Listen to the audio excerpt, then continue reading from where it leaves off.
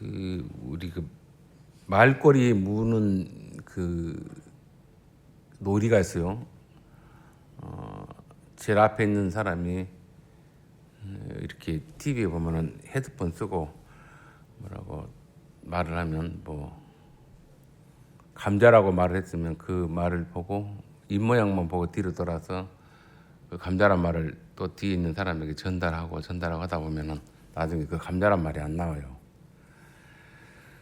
예를 들어서 말이 와전되죠. 처음에 전했던 그 말이 이 모양만 보고 정확히 인지 못하니까, 그리고 인지 못한 걸로 인해서 자기가 대충 상상을 동원해서 또 아마 이런 말일 거야, 이런 단어일 거야라고 생각하면서 뒷사람에게 계속 이렇게 말을 전하다 보면 그 끝에 있는 분이 처음에 말한 사람과의 그 전달 말이 달라집니다. 한 예를 들면 말리기에 넌 썩 좋은 놈이야 이랬어요. 넌 썩 좋은 놈이야. 그랬더니 뒤에서 마지막에 뭐라냐면 너는 속이 좁은 놈이야 이렇게 바뀌어요. 말이 이렇게 왜곡되죠. 비슷하잖아요. 너는 썩 좋은 놈이야 했더니 마지막에 있는 사람이 어떻게 알아듣냐면 말이 어디서 왜곡된지 모르는데 너는 속이 좁은 놈이야 이렇게 바뀐단 말이에요. 그런 것처럼 왜 이 말씀을 제가 하냐면 예수님의 그 부르심을 받은 제자들입니다. 제자들이 예수님께서 그들은 어부였고 또 그물질을 하고 있는 것을 보았다 그래요.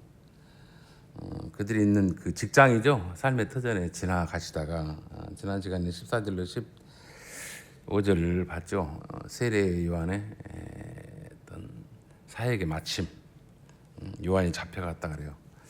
하나님의 그 사람들이 하나님 일을 하면은 나중에 호의호식하고 대접을 받는 걸로 인생이 끝마치면 좋은데 육체의 어떤 보답을 세상은 말하지 않습니다. 세상적인 직장은 연금이 나오고 퇴직금 나오고 또 영화로운 어떤 감사패 혹은 유로패를 주잖아요. 어떤 회사에서는 꽤 이름 있는 회사인데 10년 근속은 금 10돈, 또 20년 근속은 금 20돈, 30년 근속은 금 30돈, 정년 퇴직 완전히 맞춰가면은 금 50돈인가 이렇게 준다고 그런 뉴스를 본 적이 있어요. 그랬더니 처음에 그 금값이 쌀 때는 줬어요. 근데 지금은 금값이 거의 한 돈에 100만 원 정도 간다 그래요. 그러니까 10돈이면 얼마예요? 1000만 원이잖아요. 그리고 50돈이 맞지? 5천만 원. 너무 부담 가잖아요. 금값이 오르다 보니까. 처음에 그렇게 주긴 했는데 그게 이제 오르다 보니까 그렇게 안 하고 현금으로 하더라고요. 500만 원, 1000만 원, 1500만 원, 2000만 원. 이렇게 줄이더라고요. 이게 좀 처음에 그 약속하고 달라지잖아요. 바뀌어지잖아요. 주기는 주는데 워낙 그 변수가 생겼어요. 금값이 올라 버리니까.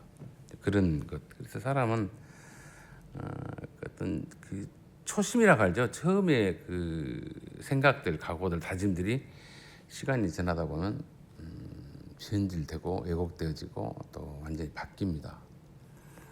그리고 그로 인해서 끝마치죠. 근데 오늘 요한은 잡혔는데 그렇게 변질돼서 잡힌 게 아니에요. 기득권층들이죠. 정치적으로는 헤롯 왕의 부정, 부패, 더러움, 추악한 것을 고발했어요.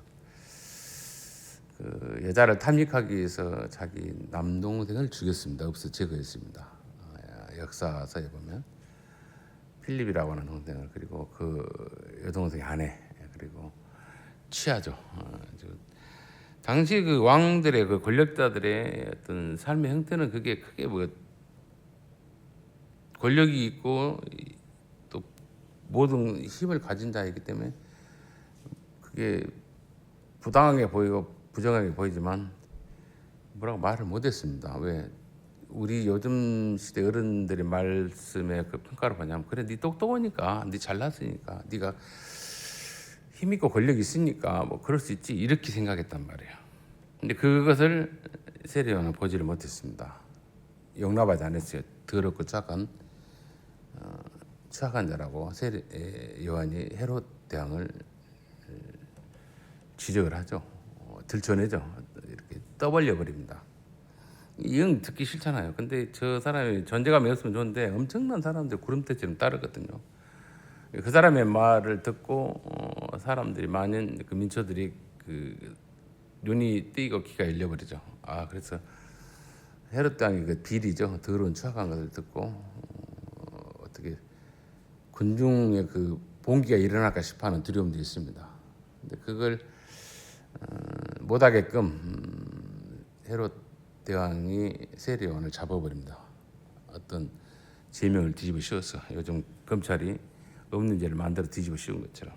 그래서 그렇게 잡혀요. 복음을 전하는 것뿐만 아니라 하나님 나라에 대해서 복음을 전하는 것뿐만 아니라 그렇게 세상 정치적인 사회적인 정계적인 부패를 고발하는 일로 인해서 잡혀가세요. 근데 그가 잡혀간 일로 이 일이 끝나냐? 하나님께서는 이 세상을 구원하시고 또 창조하셨을 때 그 처음 목표를 굴하지 않습니다. 왜곡시키지 않고 멈추지 않냐고 더 가일차게, 더 신실하게, 더 절실하게 해 나가요. 좀 가룟 유다를 보낸 게 아니고 예수 그리스도를 그 직임 위에 대체를 합니다. 대체라기보다는 본질이 오죠. 본 참 주인이 개혁의 구원의 주인이 세례 요한의 자리에 들어옵니다. 그 들어온 것을 14절에 그렇게 말하죠. 예수께서 세례 요한이 잡혔으니까 그 일이 멈춘 것이 아니라 하나님 나라가 계속 진행돼야 합니다. 근데 예수님은 세례 요한처럼 그 군중을 일으키고 정치적인 그런 또 종교적인 그런 사람들이 직접 공격하지 않아요. 민초들만 깨우칩니다. 민초들의 영혼을 일깨워줍니다. 그들의 그 눈물, 배고픔, 서러움, 애로움을 위로해주고 치료해주고 동행해주는 삶으로 예수는 갈릴리로 오시죠. 예수께서 잡혀간 그 예루살렘으로 간 게 아니고 요한이 잡혀간 예수께서 갈릴리로 오셨다 그래요. 갈릴리는 상징하기로 뭐냐면 아주 천박한 사람들이 사는 곳이에요. 인생 마이너들이 보잘것없는 그런 무리들이 사는 그런 시민들이 사는 그런 곳을 상징하죠. 창기요, 세리요, 죄인이요, 그리고 상대 못할 그런 요즘 전문용어로 인간 쓰레기들이 있는 곳이죠. 그들에게 가서 주님이 하나님의 나라의 복음을 전했다 그래요. 그래서 하나님 나라의 복음은 세례 요한이 전하는 그 외침하고는 그 질이 달라요. 누구를 공격하거나 누구를 허물어뜨리는 게 아니고, 물론 폐악한 자들에게 독사의 자식이라 그렇게 소리치면서 주님이 경고를 하기도 하죠. 그리고 이 썩은 회칠한 무덤 같은 존재들아, 그렇게 회칠한 무덤은 겉에는 화려한데 안에는 송장이 썩어가잖아요. 썩음을 철철 넘치는 존재들아, 종교의 지도자들에게 그런 말씀도 하는데, 근데 민초들에게는 그렇게 말을 하지 않죠. 하나님의 나라의 복음을 전했다. 그 복음은 뭐예요?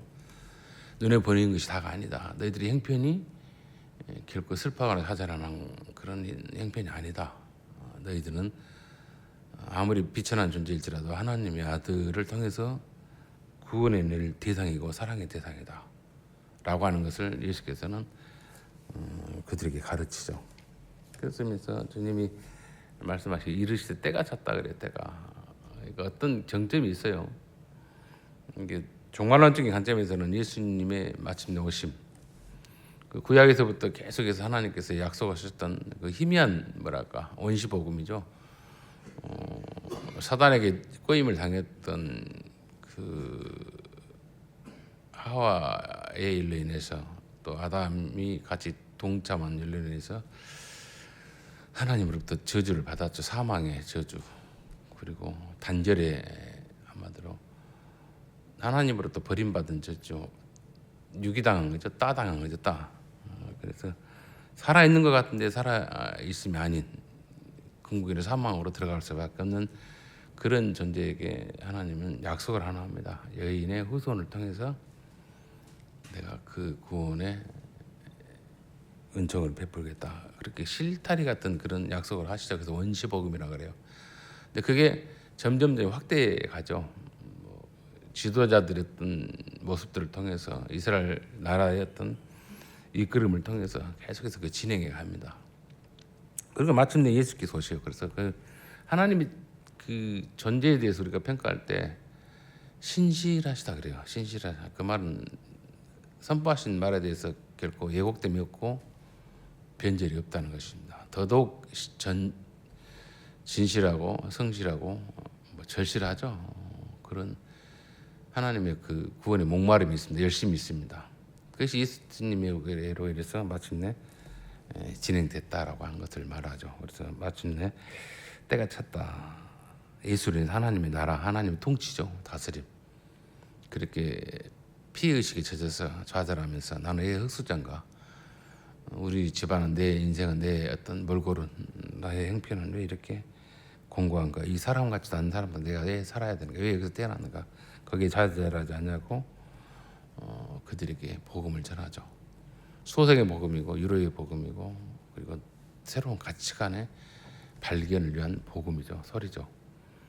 근데 거기에서 회개하라 그래요. 회개니까 뭐 너희들이 지금 없으니까 도둑질하고 뭐 남의 것을 뭐 이렇게 괴롭히고 이런 윤리 도덕적인 것을 그만두고가 아니에요. 삶의 어떤 가치관이죠. 목표. 그러니까 한번 생각 없는 사람들도 있어요. 생각이 없는 사람들에게는 생각을 좀 하라 이거죠. 그래서 우리는 사유하는 동물이라 그래요. 사유. 짐승은 생각을 못합니다. 배고프면 허겁지겁 먹고 배부르면 들어 자요. 그게 짐승이에요. 그런데 우리는 배고프면 먹어요. 그런데 배부르고 난 뒤에 또 할 일은 해요.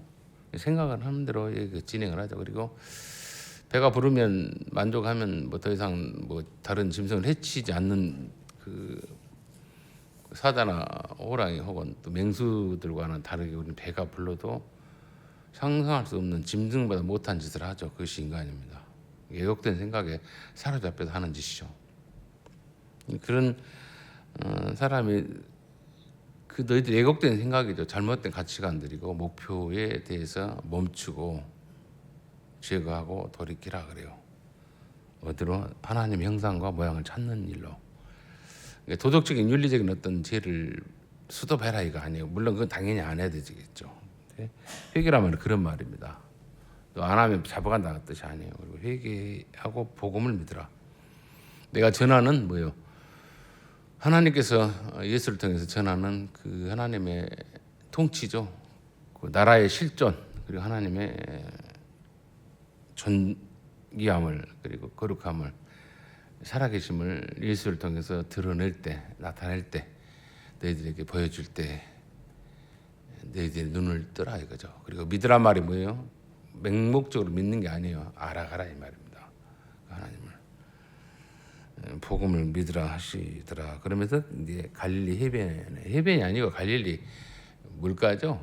해변이라 하는데 하도 그 이스라엘 백성들에게서는 그 호수가 크니까 이렇게 폭으로는 18km 정도, 길이로는 23km 돼요. 제가 카톡에 보면은 갈릴리 그 호수를 저 전망대국에서 찍은 게 있어요. 동영상으로. 그게 기예요. 그렇게 한눈에 보입니다. 멀리서 보면 다 크기가. 근데 그게 삥 둘러서 예수님이 돌아다니시면서 복음을 전하고 그들의 그 애환을 듣고 위로하고 치료하고 그러셨어요. 제가 있는 곳이 아마 갈릴리 그 상류 쪽에 전망대에서 내가 찍었던 동영상인데, 그래서 보면서 그 주변을 이렇게 그 해변이라 하는데 거기를 걸어가시다가 시몬과 그 형제 안드레, 형은 시몬 베드로고 동생은 안드레죠. 바다에 그물을 던진 것을 보고 그들의 어떤 생업터에 일하는 걸 봤다 그래요. 예수님이 그 제자들이 그물을 던지는 거, 처음에 그물 던지는 걸 봤다 그래요. 그들의 생업터에서. 근데 그걸 멈추라. 그걸 뭐 그만두고 다른 직장에 가자. 내가 너희들을 고관 대작을 만들어주겠다. 이게 아니에요. 그물 던진 걸 보시니 그들은 어부였다. 그들의 신분이죠, 직업이죠. 어떤 생활권에서 사는 사람인 것을 말하죠. 근데 주님이 그들에게 말씀하신 나를 따르라. 너희들의 가치관과 너희들의 어떤 목표 의식에 의해서 움직이지 말고 예수를 나를 따르라 그래요. 따르라 했더니 내가 너희로 뭘요? 어부라고 하는 그 직책은 줍니다. 뭘 잡아들이고 뭘 모으고 뭘 이렇게 취득하는 일이죠.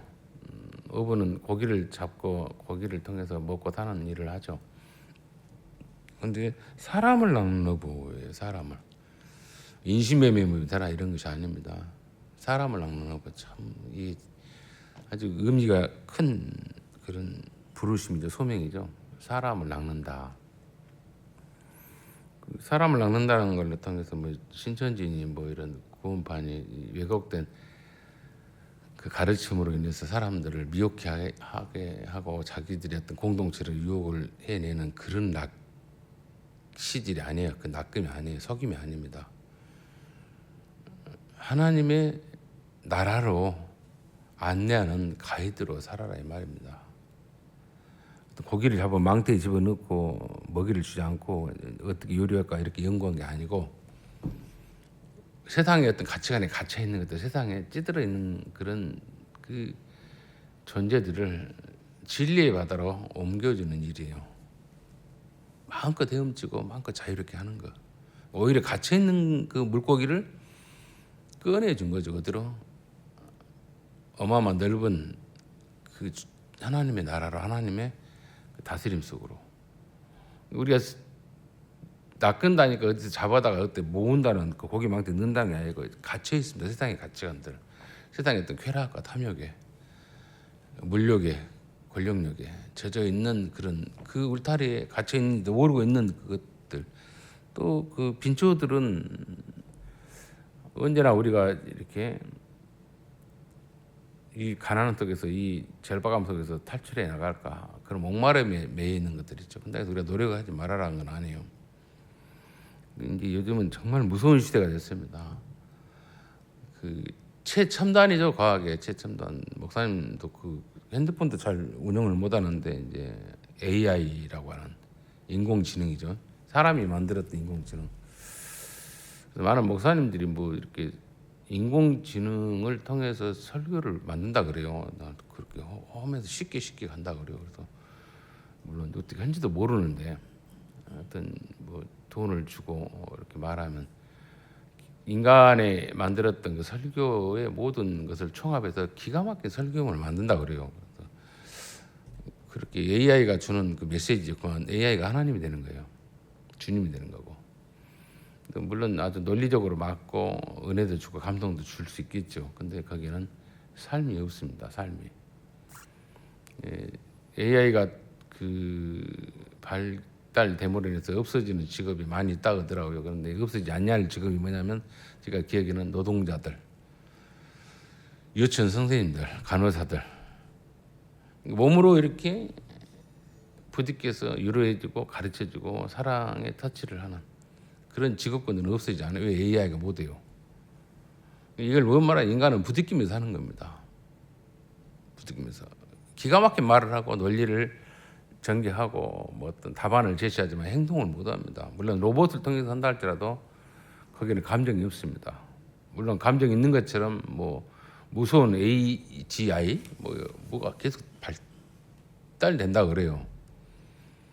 그러니까 인간은 나중에 노동력도 다 그들에게 맡기고 그냥 국가가 운영하는 그런 어떤 뭐랄까 체계 속에서 일정의 돈을 받고 인간은 그냥 아침에 일어나서 그냥 이렇게 고깃덩어리 눈 뜨고 사는 걸로만 끝나는 거예요. 완전히 인공지능이 우리를 지배해버리는 세상이 온다라고 그래요. 근데 그게 실제 지금 진행되는 것 같아요. 너무 두렵고 떨립니다. 그리고 이제 학자들의 말은 그제 대담하게 봤는데 AI들이 인간을 개입 못하게끔 새로운 신흥 종교를 만들었다 그래요. 이 땅에 있는 모든 그 종교의 좋은 점들 또 이렇게 부당한 점들 빼고 새로운 신흥 종교를 만들어서 거기에서 자기들이 인간이 개입 못하게끔 그런 것도 스스로 진행한다고 그래요. 그러니까 보니까 여러분들이 예를 집에서 기르는 강아지 혹은 고양이가 나를 속이고 나를 실시 비웃으면서 자기들 몰래 계획을 짜고 있고 뭐 나를 해칠 수 있고 나를 뭐 무력하게 만들 수 있고 뭐 이렇게 정도로 능력이 있다 맞죠? 소름 끼치는 일이죠. 그것보다 더 무서운 일들이 지금 벌어지고 있다는 거예요. 우리 인간이 만든 걸로 인해서. 그래서 어떤 도덕과 윤리적으로 우리가 이것을 이해해야 되고 사용해야 될지 모르겠어요. 근데 인간은 부딪히는 것, 서로 부딪히는 것, 만난 거, 부딪힌단 말이 뭐 싸우자는 게 아닙니다. 같이 교류하는 겁니다. 교류하는 걸로 인해서 존재를 확인해 가고 사랑을 확인해 가는 것이 키워가는 거예요. 유로를 교류하는 걸로. 근데 주님이 지금 오시는 것은 뭡니까? AI 예수 온 게 아니고 갈릴리 민초들에게 오셨어요. 육신을 입고 부딪기로 그들의 형편 속에서, 그리고 그들을 뭐요? 그들의 직업 속에서 들어와서 이것 또한 뭐 먹고 살기 위해서 필요한 어부의 일이지만 하나님이 기뻐하는, 하나님이 원하시는 그 일을 너희들에게 맡기고 싶다라는 부르심이에요. 그러니까 눈을 뜨게 하는 거죠. 인생 한 번인데 그 한 번의 인생에 결코 실패함이 없고 또 좌절함이 없고 아쉬움이 없는 그런 그 천사들이 흠모할 만한 복된 육체를 입었기 때문에 로봇이 아니에요. 우리는 자율적으로 자유 의지를 갖고 있어요. 내가 범죄할 수 있어요. 음탕한 짓 할 수 있어. 그러나 내가 선한 일을 할 수 있고 내가 나를 불태워서 사람을 살릴 수도 있어요. 그 결정권 나에게 있습니다. 기계는 못해요. 근데 기계도 그걸 하려고 합니다. 인공지능도 더 순결하게 하려고 하는, 모방하려고. 그런데 그들은 우리와 같은 이성이랄지 감정이랄지 혹은 뭐 여러 가지를 인지하지 못하죠. 오직 그 인간의 지식 경험 그 내용들을 총 모아서 어떤 답안을 제시하고 표현을 할 뿐이지, 그리고 실질적인 것은 아니다는 거죠. 인간만이 할 수 있는 것은 뭐예요? 제가 생각할 때는 부딪히는 거예요. 소소한 일에도 부딪히고 기쁜 일에도 부딪히고 슬픈 일에도 같이 부딪히면서 같이 슬퍼하고 아파하는 것들이죠. 그런 일들이 뭡니까? 그래서 사람들에게 그래도 살만하구나, 그래도 자살하려 했는데 자살하지 아니할 만한 근거가 여기 있구나 하는 거예요. 그걸 알게 하는 겁니다. 그런 일이 뭐예요? 사람을 낚는 일이에요. 그리고 그를 뭐 가스라다 해서 자기 위하에 두는 것이 아니죠. 하나님께로 안내한 겁니다. 장신이 여기서 자살하지 말고 더 복된 진리의 바다로 들어가십시오. 나라로 가서 자유롭게 유영하십시오라고 하는 안내자라고 저는 이야기를 하고, 가이드라고. 그 일에 그들을 불렀습니다. 근데 이 시몬과 형제 안드레가 그물을 놓고 따랐다 그래요. 따랐는데 뭐요? 예수님이 그 부르심의 소명의 목적을 알고 왔냐? 몰라요. 또 다른 그 히어로죠. 영웅인 세례 요한이 잡혀가고 망연자실했던 많은 사람들이 절망하고 있는데 또 다른 세례 요한보다 더 대단한 분이 나타난 줄 알고 그분에게 어떤 세상적인 권력이랄지 부를 혹은 영광을 얻기 위해서 따르는 따름이 제1차예요. 우리 예수님을 처음에 교회를 다닐 때는 다른 게 없습니다. 왜 종교를 사람이 갖냐면 죽음이라는 것 때문에 종교를 가져요. 죽는다는 건 피할 수 없는 그 운명이죠. 피할 수가 없어요. 근데 그건 반드시 온 겁니다. 근데 여러분들이 죽음이라는 건 인식을 잘못한 게 그래요. 저도 죽음이라는 것이 싫어요. 의식입니다. 의식. 내가 인지하는 것들이 인지하는 것들, 내가 느끼는 것들, 그게 멈춘 거예요. 그 의식이 있고 느끼는 것이 뭘로 전달되냐면 내 피부로도 눈으로도 귀로도 맛으로도 느낌으로도 이렇게 내 의식이 있고 또 인식하게 되고 그리고 반응하는 거잖아요. 근데 그게 멈춘다니까 왠지 슬픈 거예요. 근데 그게 멈췄다고 해서 내가 없는 게 아니라는 겁니다. 나는 여전히 하나님의 형상과 모양에 지어진 영원히 불멸할 영혼이라는 것입니다. 하나님의 사람이라는 걸 알으셔야 돼요. 잠시 우리가 새 옷을 입다가 떨어지고 곰팡이 나고 헐거져서 벗으니까 몸부림을 칩니다. 몸부림 쳐서 안 벗고 버리지 않으려는 사람은 다시 수선하는 사람은 뭐냐면 그 옷이 명품이기 때문에 그래요. 좀 더 입어보려고. 그 명품이 좋아서가 아니라 그 렛도리를 자랑하려고 그래요. 인간은 속물적이죠. 언젠가는 벗어요. 명품 아니라 뭐라도 썩으면 찢어지면. 근데 그걸 막 아쉬워. 근데 새로 사면 됩니다. 근데 그거에 매이는 것이 얼마나 수준이 떨어지냐. 매이지 않아야 돼요. 우리 육체가 그런 옷이에요. 의식을 인지하는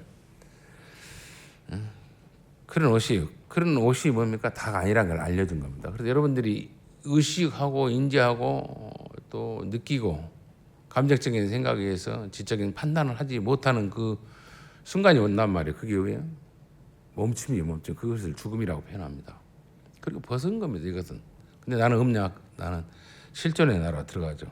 근데 그 실존의 나라에 가기까지 육체가 인식하는 의식, 그 감정 이것을 하나님이 기뻐하는 걸로 네가 이기고 그걸로 인해서 오히려 네가 굴복하지 말고 더 복되게 변화를 가져라 이거죠.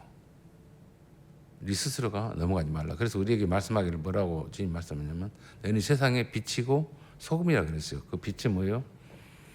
어둡고 추악한 것을 밝혀줍니다. 너가 옳고 그름이 밝히 정리되지 않았으면 나로 인해서 옳고 그름을 네가 발견하고 내가 너를 가르쳤으니까 내가 너에게 옳고 그름을 제시했으니까 내가 좀 괜찮은 존재지라고 하는 그 유혹이 있고 스스로의 자유로움이 있으면 유로함이 있으면 거기서 멈추라 그래요. 그게 소금입니다. 네가 스스로 부패하지 말라 이거죠. 상대의 더러움을 보고 막 소금 쳐서 괴롭게 하는 게 아니고 상대의 더러움과 추악감은 제도가 있습니다. 징계를 해요. 그런데 그 자리에 들어가지 말고 내 오름을 통해서 내 발음을 통해서 밝음을 통해서 그 사람의 어두운 면이 발견되어지고 멈추게 하는 것이고 그리고 그걸로 인해서 내가 복된 뭐랄까 자랑스러운 인생이 됐다면 내가 의시되고 그걸로 인해서 사람들을 지배하는 일로 가지 말고 그 지배하는 일로 가고 욕심 나면 그 소금을 내가 치지 못한 거 내 안에 있는 소금 내 안에 부패가 있는다는 거죠. 그 부패를 네가 막으라 이거죠. 네 안에 정결함을 늘 누구로 인해서 막아야 되면 성령의 충만함이죠. 하나님의 영의 그 왕성함을 구해라 이거죠. 충만함은 다른 게 아니고 하나님의 성령의 그 깨닫게 하심, 유로하심 그리고 밝히 하나님의 그 구원의 목적이 완성을 위해서 예수를 보냈던 그 구원의 비밀들을 알아가면서 행동했던 삶의 부대낌의 흔적들을 다시 한번 놓치지 않는 그 열정들입니다. 내가 그렇게 훈련해 왔는데 그렇게 내가 절제해 왔는데 그렇게 내가 무릎 꿇고 기도했고 유혹을 피해 왔는데 여기서 넘어져서는 안 된다라고 하는 그 성령님이 도우심을 구해라 이거죠. 인간 육신이 있고 있을 때가 끊임없이 유혹이 있습니다. 권력력이 있고요.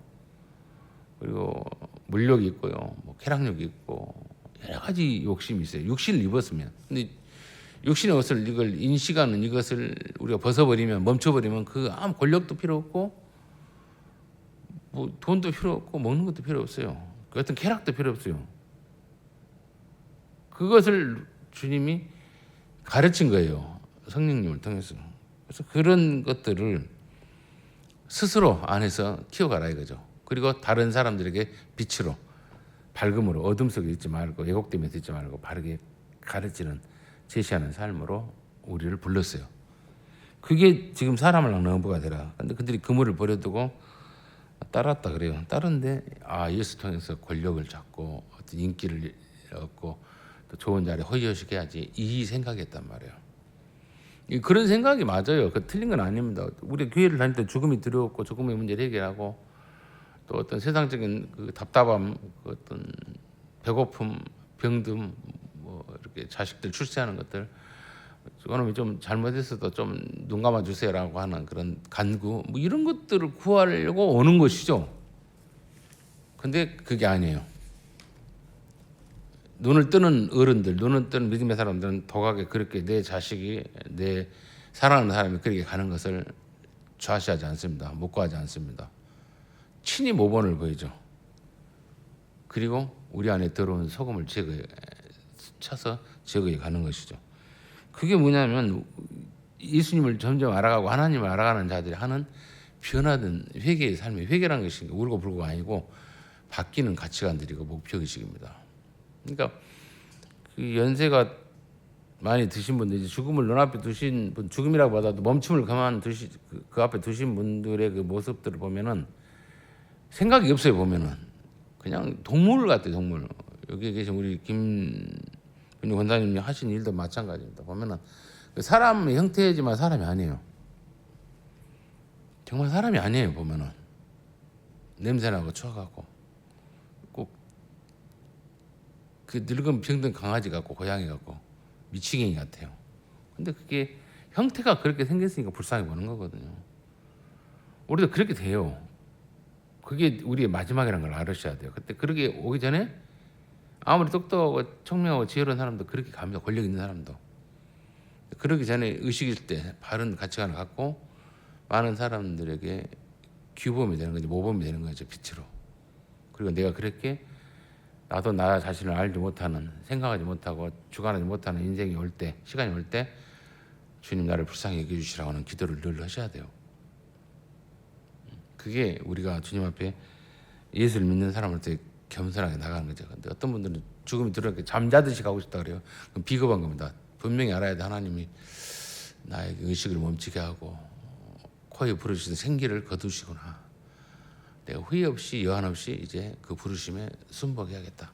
근데 다 못해서 주님 기뻐하는 일가 온전히 못해서 정말 조금 아쉽고 부끄럽다, 죄송하다 이렇게 생각해야지. 더 살려주세요, 어쩌세요. 그래서는 안 되죠. 어느 정점이 있단 말이에요.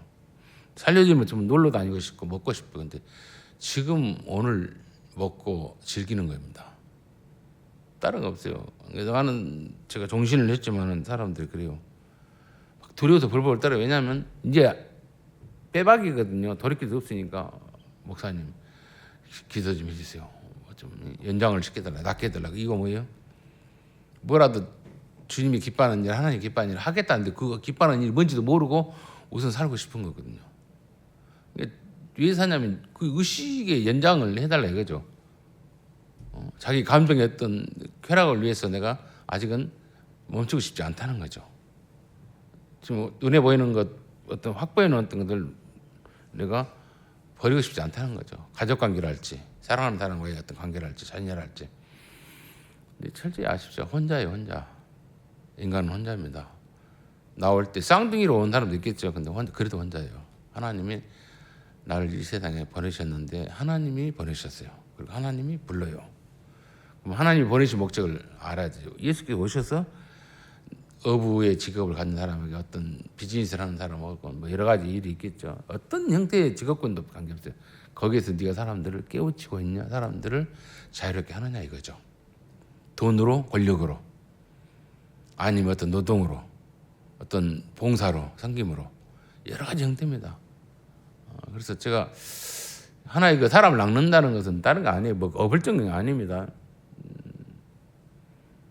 그 유튜브에서 잠깐 봤는데 그 CCTV죠. 아이를 이렇게 산모가 이렇게 회복되기까지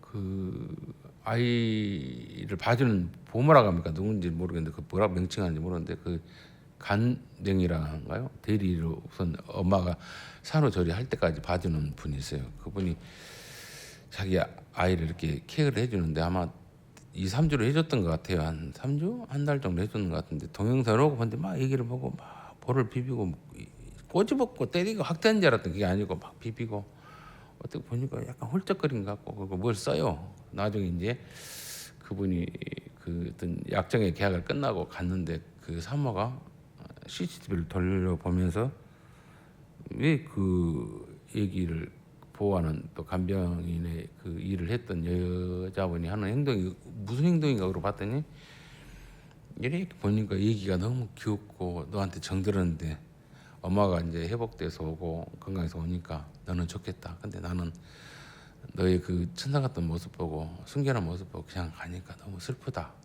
행복하렴, 건강하고. 그리고 쪽지까지 써놨어요, 편지도.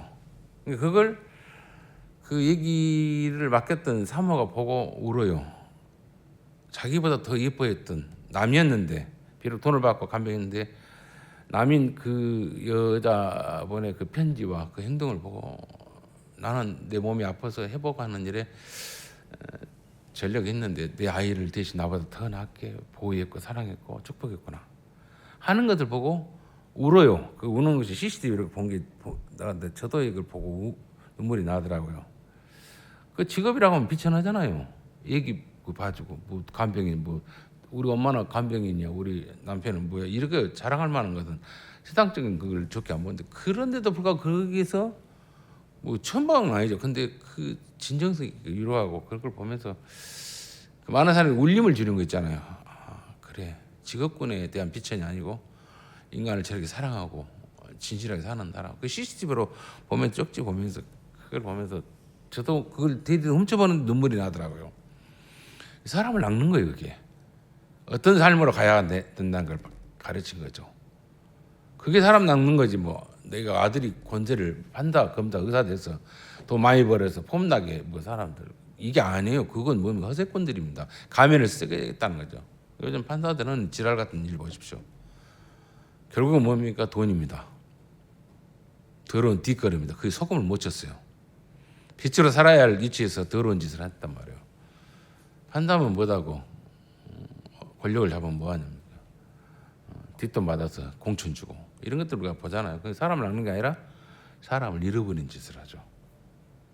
이게 세상에서의 직업군이죠. 그러니까 그들이 억울하게 처먹은 게 아니에요. 근데 이들은 처음부터 몰랐단 말이에요. 예수가 어떤 의도로 부르심을 받든지. 근데 예수는 그들을 가르칩니다. 그들의 천박함, 그들의 어리석음, 그들의 뭐예요? 연약함, 유약함, 수준 낮음을 보고 이해하고 가르쳐요. 끌고 가요. 그 예수님이 부르시며 그 예수님이 시몬과 베드로만 불렀냐 우리도 불렀단 말이에요. 너희 인생도 똑같다. 그러니 차목사 너는 네가 최선을 다해서 그걸 가르쳐주라. 그리고 너도 그렇게 비록 유혹 당하고 너도 보잘것 없고 모양 없는데 따라가라 이거죠. 그리고 너도 연습해라 이거죠. 그래서 제가 그 목사님들을 세계에서 서양관에서 정교 목사님 저를 불렀을 때 어떻게 너 같은 놈을 부르냐?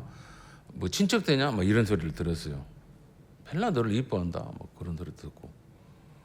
근데 이뻐할 구석이 없어요. 제가 뭐 잘생기기를 했습니까? 뭘 설교를 잘합니까? 근데 특이하게 저를 하여간 챙겨줬어요. 그리고 웬만한 교회 담임 목사로 보내려고 부단히 더 노력했고 그랬어요. 근데 그게 안 됐죠. 근데 그분이 저에게 주는 혜택이 많아요. 알게 모르게 했대. 견문을 넓혀라. 그리고 밖으로도 많이 이렇게 선교지도 탐방하게 하고 보낸 것들. 근데 그때는 그걸 몰랐어요.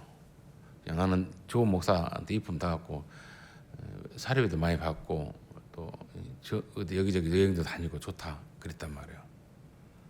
근데 지나 보니까 뭐예요? 눈을 좀 크게 떠라 이거죠. 그리고 네가 받은 바에 어떤 은혜랄지 위로랄지 기쁨을 나누라 그러죠. 그게 갚는 것이다 그래요. 근데 그걸 제가 느끼죠.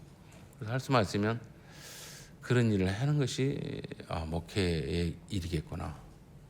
그걸 제가 그분에게 가르침을 받았죠. 그리고 느끼죠.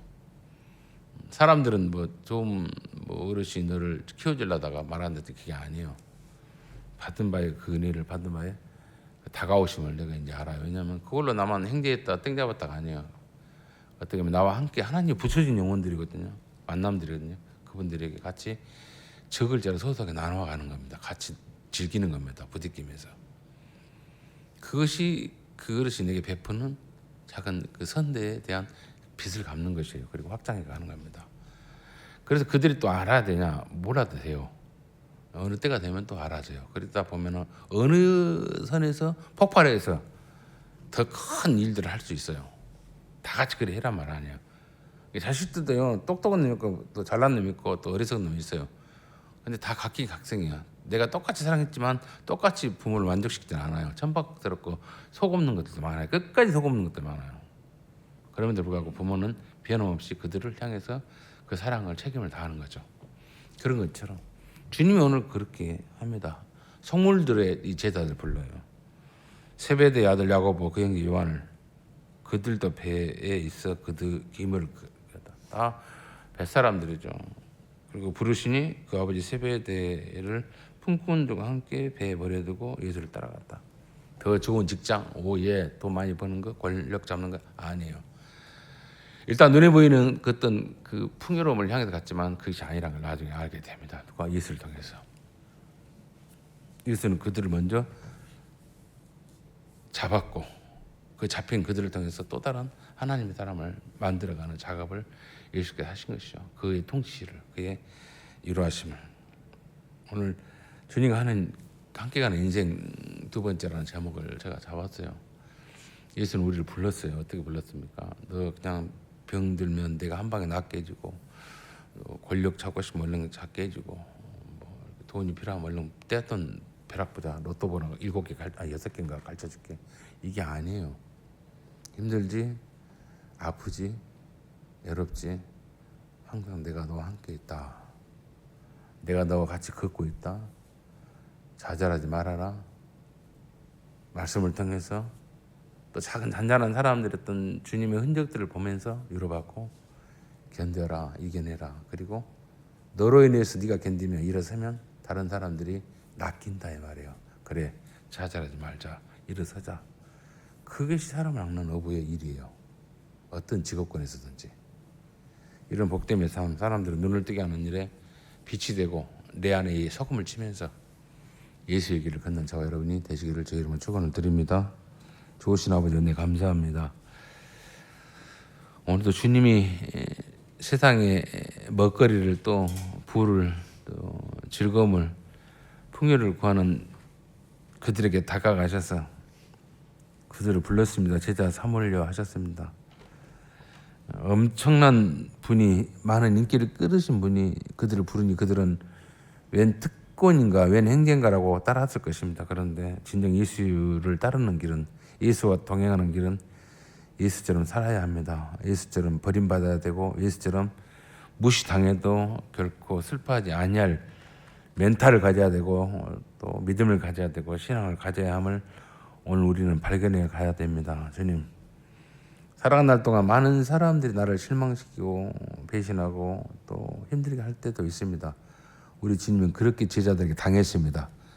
그럼에도 불구하고 하나님의 나라를 전했습니다. 가르쳤습니다. 그의 통치를 받으라 했습니다. 친히 자신부터 그리고 빛으로 끝까지 그는 산화해 갔습니다. 이러한 예수를 우리가 따라가고 그와 동행해 가야 합니다. 주님, 힘듭니다. 억울한 것 같습니다. 그럼에도 불구하고 예수의 그 진리의 빛을 전하는 자로, 또 유혹이 있을 때, 시험이 있을 때 내 안에 소금을 치면서 부패하지 않냐고, 썩어지지 않냐고, 주님이 멈춰하신 그날까지 신실하게 이 복음의 빛을, 하나님 통치를 전하는 주의 백성의 길을 걷도록 큰 은혜 다하여 주옵소서. 이 시간 함께한 우리 가족들을 얘기해 주시고 저들을 위로해 주시고 저들의 인생을 통해서 진리의 빛이 찬란하게 비치게 하여 주옵시고, 세상 유혹과 썩어진 것, 시험이 그들을 힘들게 할 때 결코 성령의 도우심으로 인해서 넘어가는 일이 없도록 저들을 지켜 주옵소서. 그래서 하나님의 나라가 그들의 마음속에, 인생 속에서 펼쳐지게 하시고 그들이 가정과 자녀들 속에서 만나는 사람들 통해서, 사랑하는 이들 통해서 확장되어가는 놀라운 가이드로서, 증인으로서, 제자로서 살아가는 우리 모두가 되도록 도와 주옵소서. 모든 것 주님께 의탁하고 예수님 이름으로 기도하옵나이다. 아멘.